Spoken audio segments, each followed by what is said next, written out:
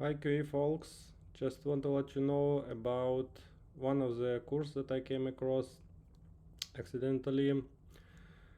For you all Python lovers, I personally don't know and do not use Python, but if you like Python, uh, feel free to try this course. It might help you study Python and Selenium. So basically it's from JetBrains, and it comes, looks like this one is free, and it comes with the IDE.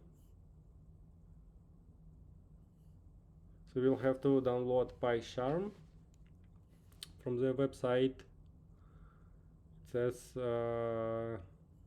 it's available in JetBrains Academy plugin.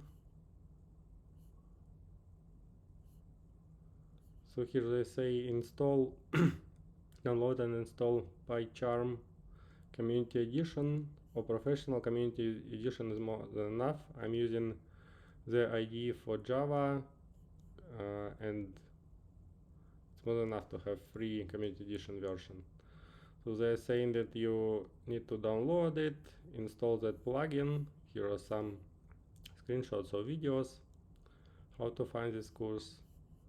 And overall, JetBrains is a really good company that producing really good IDE, so convenient for writing the code.